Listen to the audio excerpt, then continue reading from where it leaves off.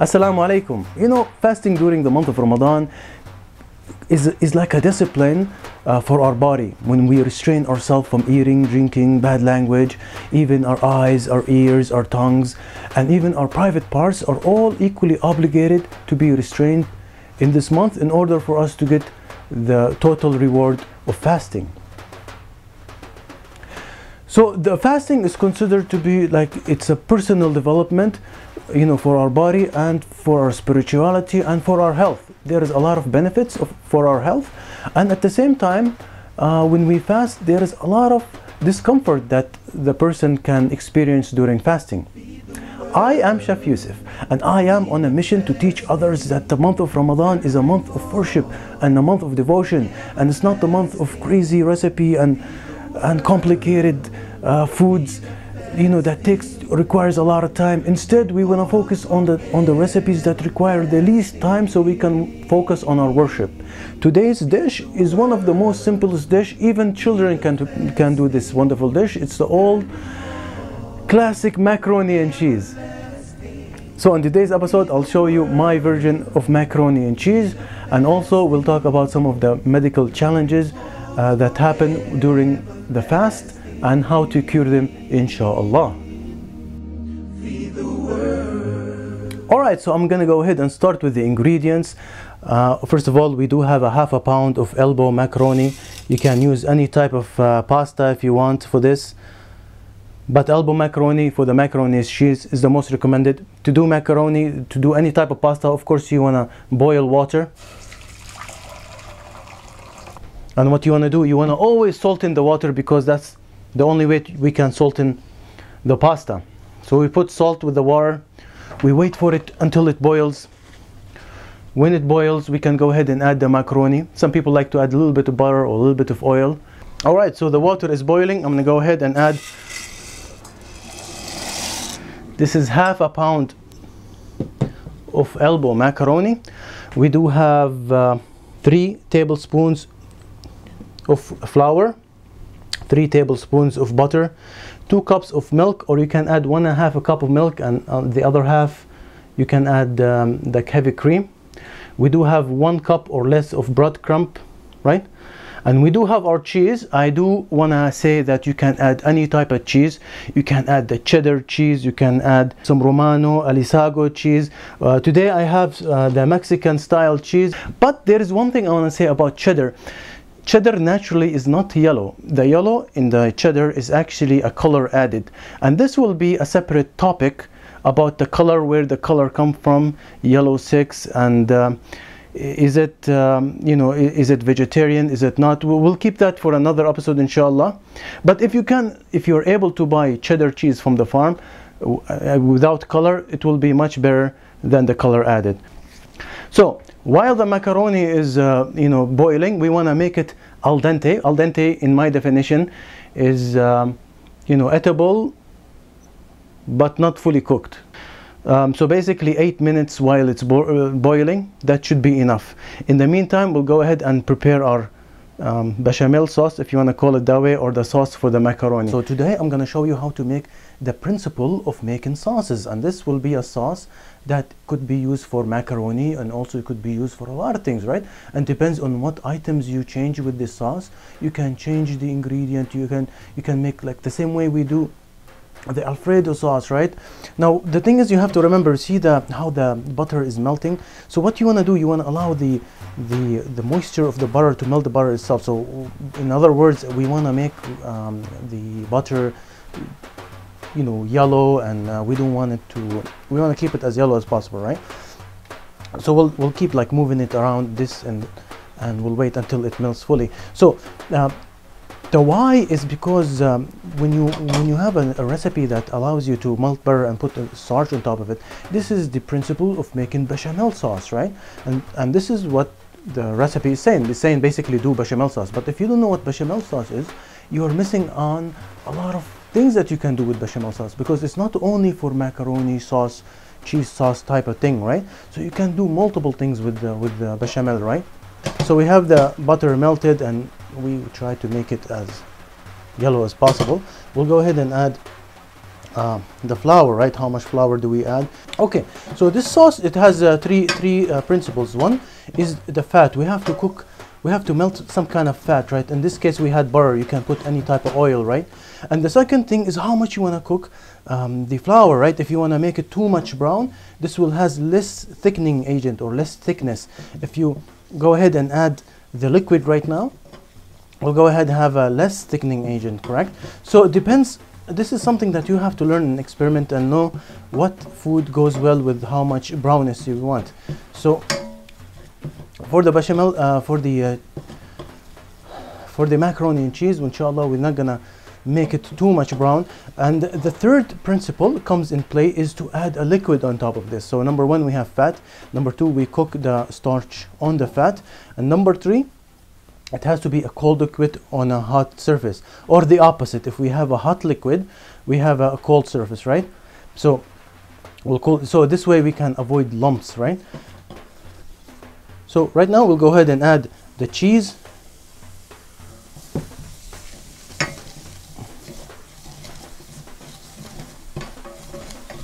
And we add the milk.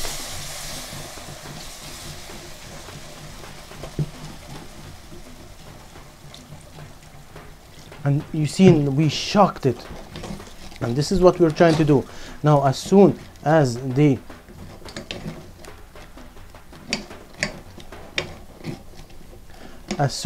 cheese melt, there we have a nice sauce. As you can see, now this is a cheese sauce made from base bechamel principles, right? So this is one of the things that I like to do, right? But I don't like my sauce to be this thick. I like to be it extremely cheesy and extremely thick, right?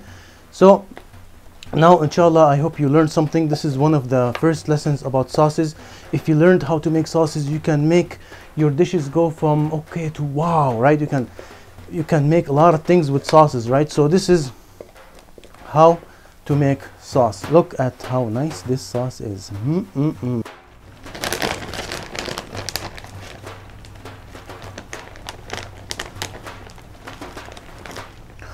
Alright, now inshallah, when our cheese is fully melted, we'll go ahead and get our stove to 325 degrees. We'll go ahead and add our macaroni to, we do not want to burn the cheese, so of course go ahead and turn this off and go ahead and pour the cheese on top. Alright, so we'll go ahead and spread the cheese and make sure it is spread wide and all over the place. And finally you want to put some breadcrumbs on top of it. Alright, so we put the breadcrumbs on top of the cheese, really nice, and we spread it all over the place. We'll put this in the oven 325 degrees for how long? For 12-15 minutes, or until it is golden brown.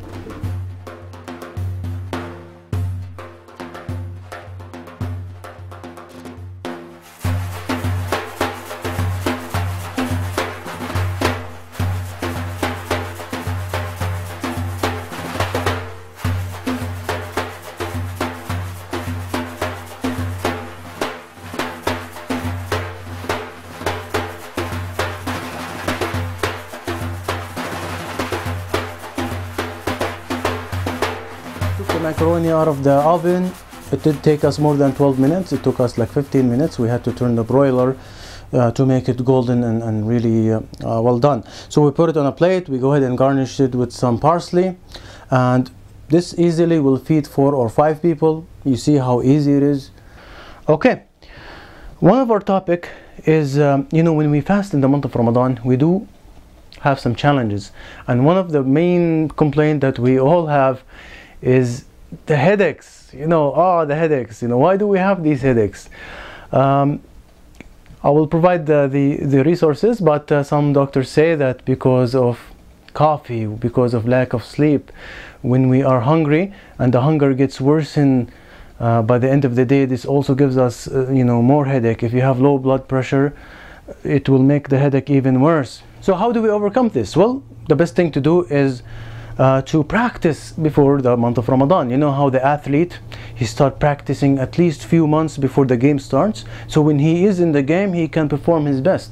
You know, the same way the Muslim should practice. If he can fast in the month of Sha'ban What we want to do is we want to cut down on coffee, we want to cut down on smoking. Of course we have to quit smoking, you know, but if we do, we have to cut down on those, so when we are in the month of Ramadan we can perform our best. You know, a lot of people say the best time of Ramadan is the last 10 days. Why is that?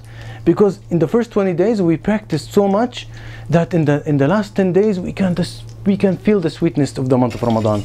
All right, the other issue we always complain in the few days of Ramadan is the dizziness, the laziness, the tiredness, and you know, the poor concentration.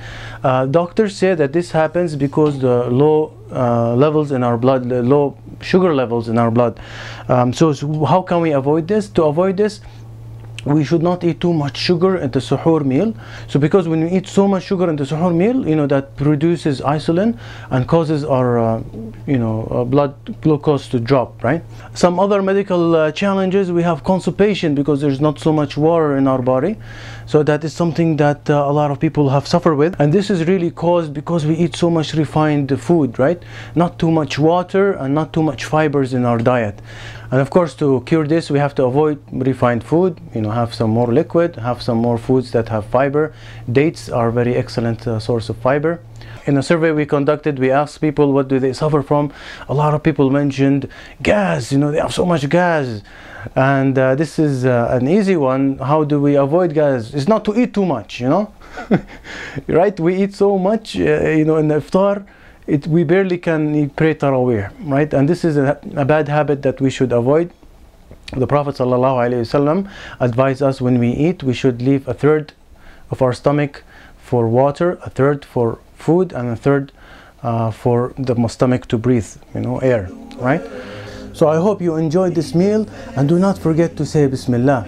So what did we learn today? We learned today that we should, you know, practice in the month of Ramadan. We should, you know, learn how to restrain ourselves, how to control ourselves. Even our anger should be controlled, so we can become better person, a better Muslim in the month of Ramadan and throughout the year. Okay? And also we learned some of the illnesses that could cause during fasting and how to cure them, inshallah. So make sure you have a happy and safe Ramadan this year. We'll talk to you next time. Wassalamu alaikum wa rahmatullahi wa barakatuh.